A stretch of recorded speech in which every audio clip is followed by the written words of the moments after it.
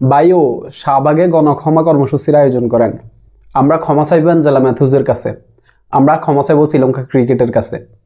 গত ওয়ানডে বিশ্বকাপে যদি সাকিব অ্যাঞ্জেলা ম্যাথুজকে টাইম আউট না করত, তাহলে হয়তো আমরা এই যে আইসিসি চ্যাম্পিয়ন ট্রফি এখানে খেলতে পারতাম না।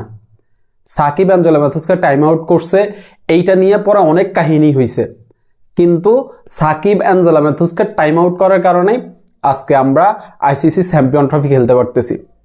এবং আমি মনে করি যে আমাদের জায়গায় যদি শ্রীলঙ্কা খেলতো তাহলেও তারা অনেক ভালো ক্রিকেট খেলতো।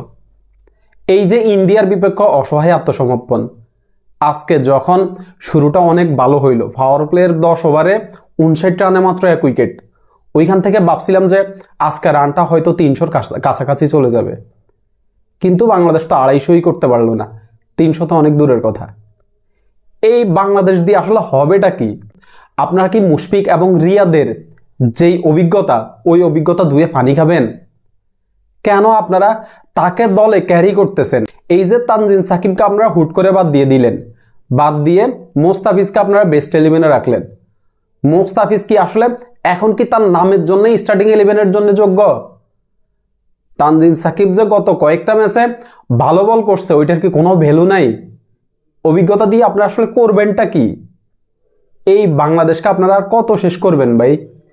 এই যে প্রত্যেকটা আইসিসি ইভেন্ট আসে, আমরা যারা বাংলাদেশ সমর্থন করি, আমরা যারা ক্রিকেট দেখি, তারা আসলে কিসের জন্য খেলা দেখি? আমরা প্রত্যেকটা আইসিসি ইভেন্টেই তো বাংলাদেশ, কি টি-20, কি ওয়ানডে, কি টেস্ট, কি আইসিসি চ্যাম্পিয়ন ট্রফি, কি কি কি কি দেশের মধ্যে শুধু আপনার স্পিন পিচ বানাই কয়েকটা ম্যাচ জিততেছেন, এটার বাইরে আর বিদেশে গিয়ে কিচ্ছু করতে পারতেছেন না।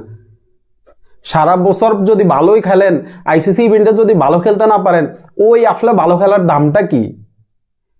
ক্রিকেট খেলা বাদ দেন ভাই, বাংলাদেশ থেকে ক্রিকেটটা নিষিদ্ধ করেন।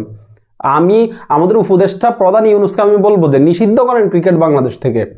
হিটলার যেরকম নিষিদ্ধ করছিল জার্মানি থেকে ক্রিকেট, আপনিও বাংলাদেশ থেকে ক্রিকেট নিষিদ্ধ করেন। আমরা আর এই ক্রিকেট নিয়ে আর হতাশ হইতে চাই না, এই ক্রিকেট খেলা আমরা আর দেখতেও চাই না। ফুটবলের দিকে বেশি মনোযোগ দেন ভাই, এই ফুটবল আপনাকে অনেক কিছু এনে দিতে পারবে। ফুটবল প্লেয়ারদের এখনো যে ফ্যাশন আমরা দেখি, হামজা চৌধুরী আসতেছে, এরপরে ফাহমিদুল আসতেছে, আরও যেসব প্লেয়াররা আসবে বিদেশ থেকে, ওদের দিকে ফোকাস দেন। ফুটবলের স্টেডিয়ামগুলোর জন্য কাজ করেন, স্টেডিয়ামগুলোর উন্নতির জন্য কাজ করেন, গ্যালারিগুলোর উন্নতি করেন, দেখবেন যে ফুটবলে দর্শক এমনিতেই যাবে।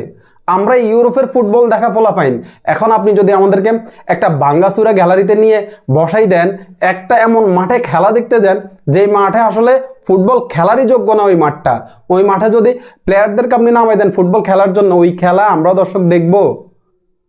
এই সার্কাসটা বন্ধ করেন ভাই, ক্রিকেট খেলাটা বন্ধ করেন বাংলাদেশ থেকে। আর নিতে পারতেছি না ভাই, ক্রিকেট খেলা বাংলাদেশ থেকে বন্ধ করেন।